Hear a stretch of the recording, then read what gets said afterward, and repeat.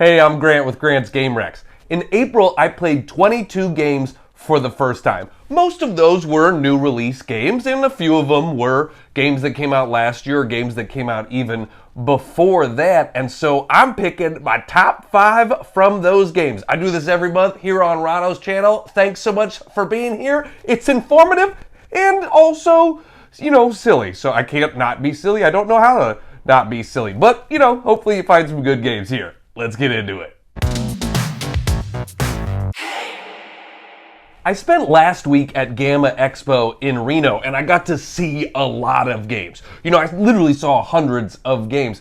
Most of those games, I was just demoing for 5 minutes or checking out just to get a taste of them.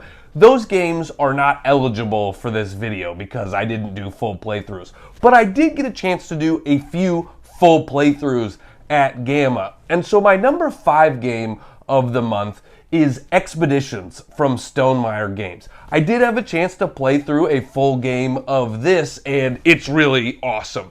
Now, I want to preface this by saying I've never played Scythe, and so Expedition is the sequel to Scythe, and I don't have that comparison.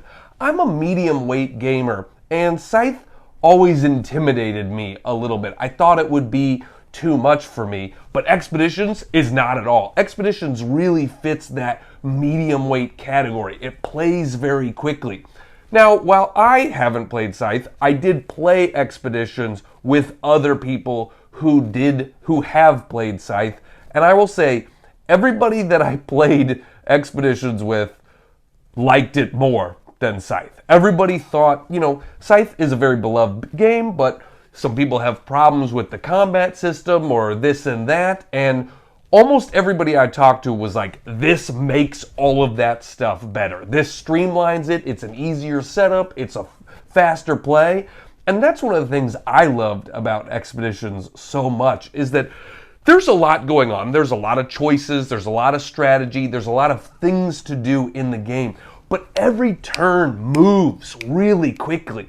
I don't like a lot of downtime in my games. I don't want to sit there waiting for 5 minutes while you choose what to do. But Expeditions, you don't have to do that at all because every turn moves quickly. So by the time it's back around to you, you already know what you want to do. It's my turn. I'm like, okay, I'm going to do this, I'm going to do this, and I'm going to do this. Your turn. And I just love that about it.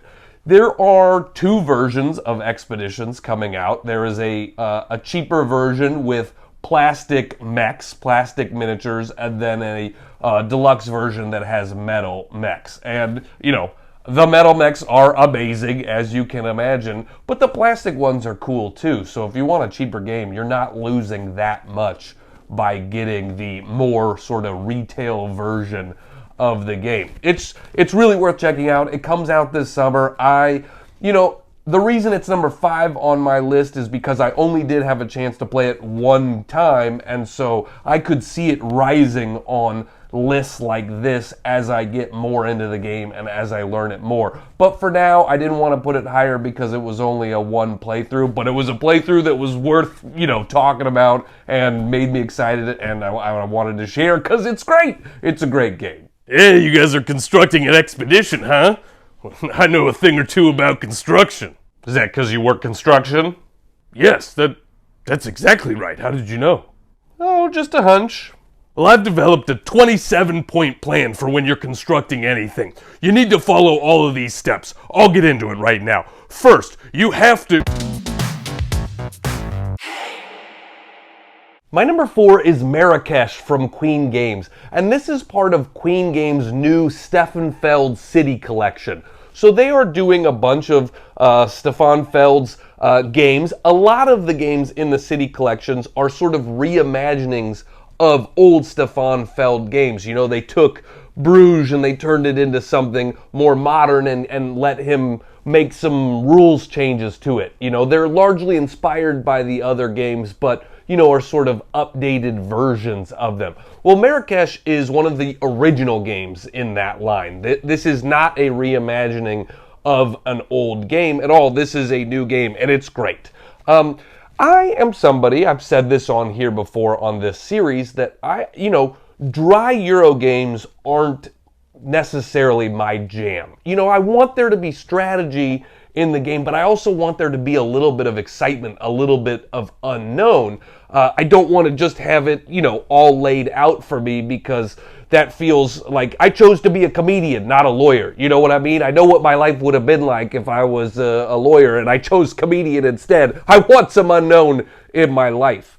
And so this is a game, this is definitely a Euro game. There is a lot going on. There's a lot of strategy. There's a lot of different regions, a lot of different ways to score points, all of that stuff. And if it was just that, it wouldn't be on this list for me. But they did add some excitement to the game, because you choose these little cylinders, these discs, behind privacy screens, and you pick 3 of them each turn, and then everybody drops the 3 they chose down a cube tower. They come spilling out. Some of them get stuck in the tower, so that makes it a unknown thing too. They come spilling out, and then you arrange them by colors, and then everybody gets to draft those discs, and those discs give you actions. And the different colors correspond to different regions and stuff like that. So, that adds a little bit of excitement into the game, right? I don't know what's going to come out. I don't know what you're picking. I don't know what I'm going to be drafting.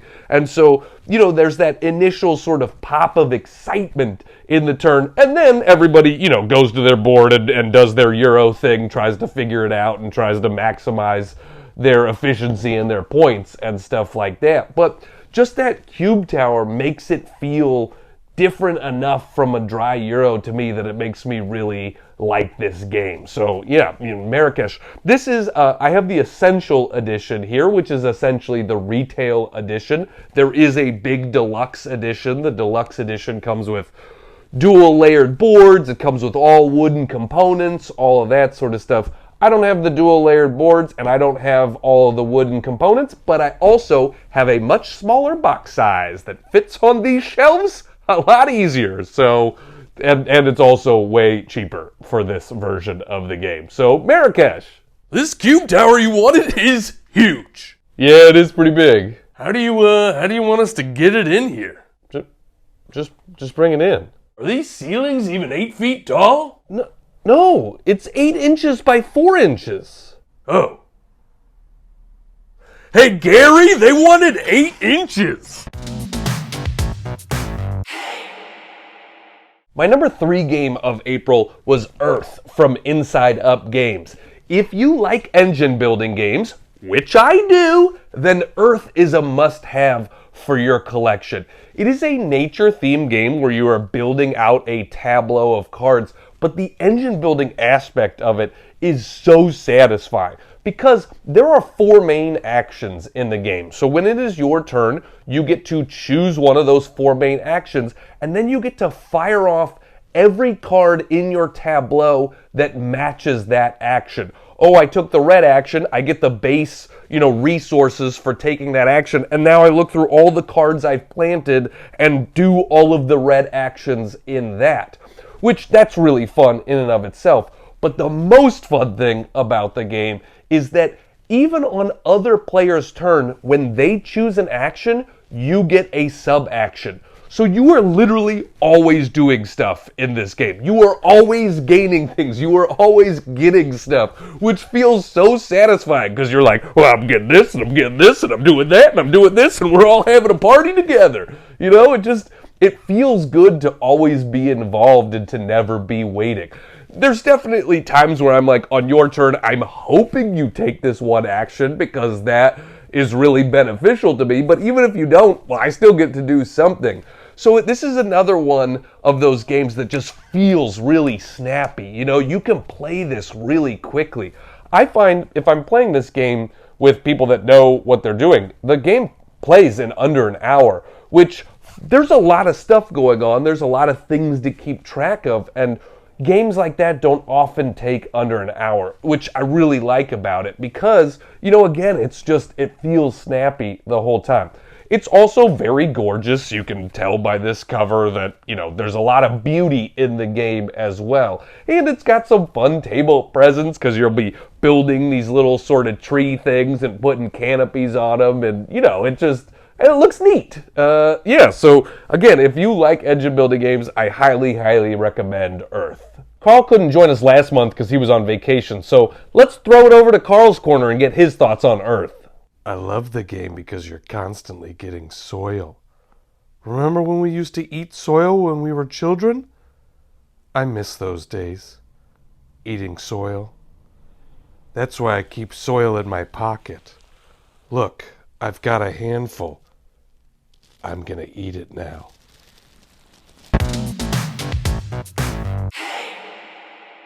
My number 2 is Star Wars the deck building game.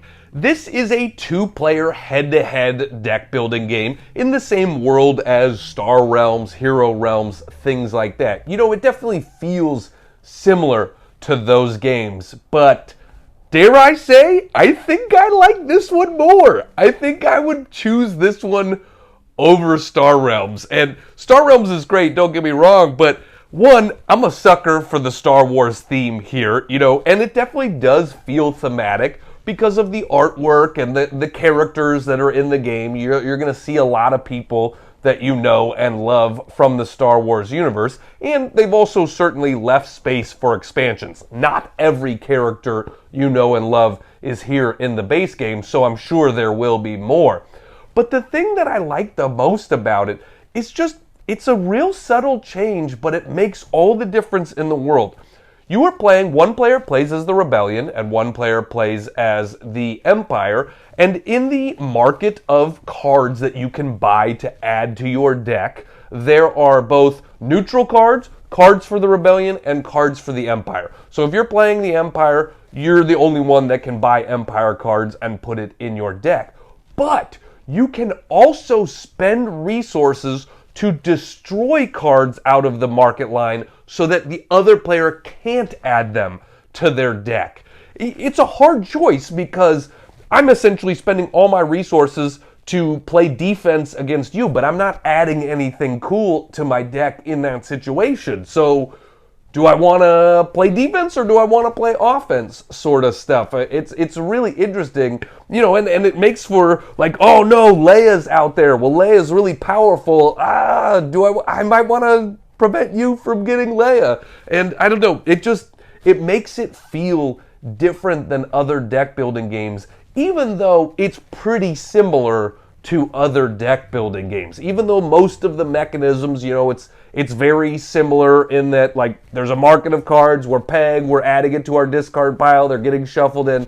All of that very familiar in the deck building genre. But that one little thing just makes it feel extra juicy to me, makes the choices feel different to me. So yeah, I'm really into it. If you want a 2-player card game, this is a really good one. Star Wars, the deck building game. Did you say that's a building game? Yeah, it's a deck building game. I build decks all the time. You want a deck built? I can build you a deck. No, we don't need like a deck. This is like a deck made out of cards. Huh. Well, I gotta admit, that doesn't sound very sturdy. A deck built out of cards doesn't feel like it would hold up very long, but I think I could do it. You know, it's an avant-garde thing. And my number 1 game of April was Old London Bridge for Queen Games. And some of you might be surprised to hear that. And quite frankly, I am surprised to hear that. This game kind of came out of nowhere for me. You know, it's one that I saw at some conventions last year, 2022, and I don't know, I wasn't excited about it, right? I was like, it's interesting, but I never really forced myself to sit down and play it. And then in the beginning of April, I was at a sort of gamers retreat at the Game Ranch in Missouri, and someone forced me to sit down and play this with them, and I loved it. I loved it so much. I was like, I need a copy of this right away. I've played this game probably 10 times in the month of April, and okay, so it is a bidding game, and I love bidding in games. It's one of my favorite mechanisms, and I love it because not only do I have to think about what I need, I'm also thinking about what other people need. I'm trying to psych people out. I'm trying to play mind games. I love that about sort of bidding games. And this game, you are bidding for tiles to then add to your bridge. But the trick is that your bridge has to go in descending tile order. So if you got a 53 here, you better hope that your next one isn't at 17. You know what I mean? You got to try. So it's really important to be getting things that you need and want.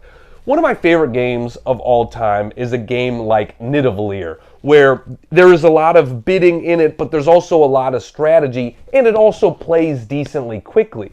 I feel like Old London Bridge really fits that mold to me.